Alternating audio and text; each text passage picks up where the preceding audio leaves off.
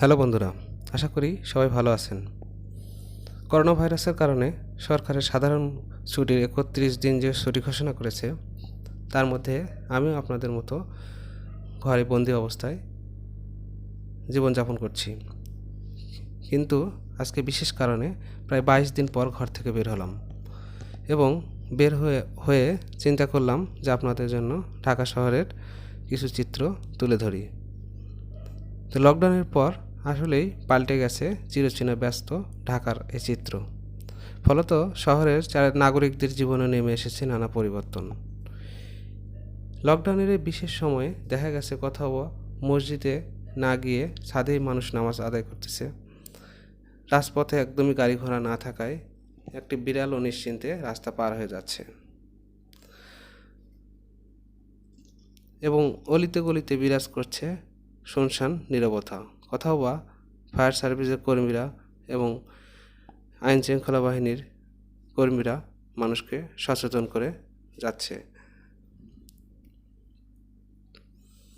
চারিদিকে এইসব দুঃসংবাদের মধ্যেও করোনার প্রভাবে প্রকৃতিতে দেখা গেছে বেশ কিছু ইতিবাচক পরিবর্তন। অল্প কিছুদিন আগেও সারা বিশ্বের সব মেগা সিটির মধ্যে ঢাকা ছিল সবচেয়ে বেশি দূষিত শহর, কিন্তু চলমান লকডাউনে কদিনেই ঘটে গেছে আকস্মিক পরিবর্তন। আইকিউআর এয়ার ভিজুয়াল নামের সাইট, যারা বিশ্বব্যাপী এয়ার পলিউশনের তালিকা নিয়ে কাজ করে, তাদের সূচিতে দেখা যাচ্ছে ঢাকা নেমে এসেছে ২১ নম্বরে। ঢাকার অবস্থান দখল করে ভারতের গাজিয়াবাদ শহর উঠে গেছে প্রথম স্থানে। ওয়ার্ল্ড হেলথ অর্গানাইজেশনের তথ্য অনুসারে বায়ু দূষণের ফলে বিশ্বব্যাপী এক বছরে আনুমানিক ৭ মিলিয়ন লোকের অকাল মৃত্যু ঘটে। মূলত হৃদরোগ, ক্যান্সার, শ্বাস প্রশ্বাসের সংক্রমণ থেকে মৃত্যুর হার বাড়ার পিছনে বায়ু দূষণকেই বিশেষভাবে দায়ী করা হচ্ছে।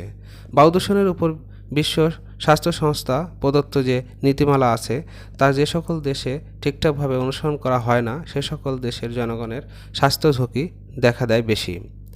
লকডাউনের কারণে যেমন কমেছে কলকারখানার বিষাক্ত ধোঁয়া এবং বর্জ্য, পাশাপাশি কমেছে যানবাহনের কালো ধোঁয়া। যানবাহন বন্ধ থাকায় কমেছে শব্দ দূষণও। যে নগরীতে আগে সকলের ঘুম ভাঙত যানবাহনের কর্কশ শব্দে, এখন তাদের ঘুম ভাঙাচ্ছে পাখির কিচিরমিচির ডাক। এই শহরে পাখিও আছে এমন কথা বলতে বসা মানুষের মনে, তাই কিছুটা হলেও ফিরে এসেছে প্রকৃতির প্রতি ভালোবাসা। লকডাউনের কারণে শুধু ঢাকায় নয়, পরিবেশগত উন্নতি হয়েছে ইন্ডিয়া, পাকিস্তানের বেশ কিছু শহরেও। দক্ষিণ এশিয়ার দেশগুলোতে বায়ু দূষণের পরিমাণ সবচেয়ে খারাপ অবস্থায় ছিল শীর্ষ ৩০-এর মধ্যে ২৭টি মেগাসিটি ভারত, পাকিস্তান এবং বাংলাদেশের, যেখানে ভারতেরই রয়েছে প্রায় ২৩টির মতো শহর। গেল কিছুদিন ধরে করোনার বিস্তার রোধে সারা ভারতব্যাপী চলছে কারফিউ, আর এর ফলে দেখা গেছে দিল্লি, মুম্বাই সহ তাদের বেশ কিছু শহরের বায়ু দূষণের পরিমাণ নাটকীয়ভাবে কমে এসেছে, যার ফলে সে দেশের পরিবেশবিদরা করোনার এই পরিস্থিতি থেকে শিক্ষা নিয়ে পরবর্তী সময়েও দেশের বায়ু দূষণ কমানোর জন্য সরকারকে এমন কিছু পদক্ষেপ গ্রহণ করতে বলেছে, যার ফলে সার্বিকভাবে পরিবেশ দূষণের মাত্রা কমে আসে। ঢাকা শহর যদিও বায়ু দূষণের সূচকে বেশ উন্নতি করছে, কিন্তু সামগ্রিকভাবে দেশের বায়ু দূষণের পরিস্থিতি এখনও খুব একটা উন্নতি হয়নি।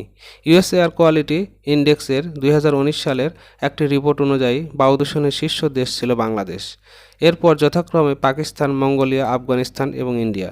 তবে এই লকডাউন আরও কিছুদিন চললে এবং এর পরবর্তী সময়ে যথাযথ পদক্ষেপ গ্রহণ করলে দেশের বায়ু দূষণের মাত্রা হ্রাস পেয়ে পরিবেশে ভারসাম্য ফিরে আসবে বলে সবাই আশা করছে। করোনার বিস্তার রোধে লকডাউনের পদক্ষেপে সারা বিশ্বই পরিবেশগত বেশ কিছু ইতিবাচক পরিবর্তন এসেছে। বিভিন্ন জায়গায় যানবাহনহীন রাস্তায় নির্বিঘ্নে ঘুরে বেড়াতে দেখা গেছে হরিণসহ বিভিন্ন বন্যপ্রাণীকে। ভারতের একটি সমুদ্র সৈকতে পর্যটক না থাকায় ডিম পাড়তে ছুটে এসেছে লাখো লাখো কচ্ছপ দল।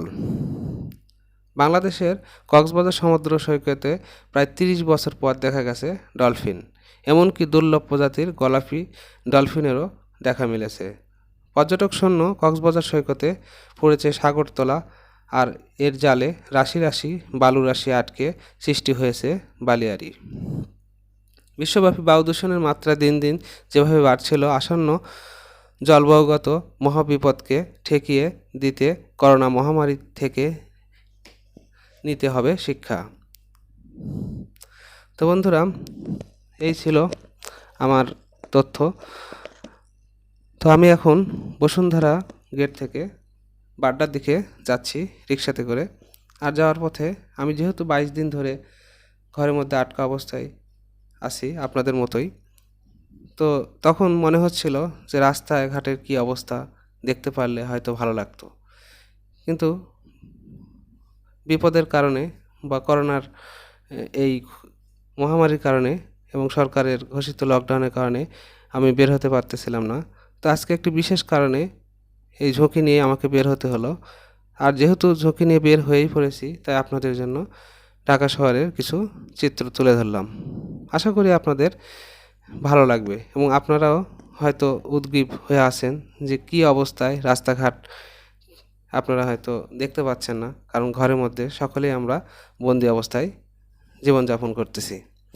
তো আশা করি এই ভিডিওটা আপনাদের ভালো লাগবে। আর যদি ভালো লেগে থাকে তাহলে অবশ্যই লাইক করবেন, সাবস্ক্রাইব করবেন এবং কমেন্টস করবেন।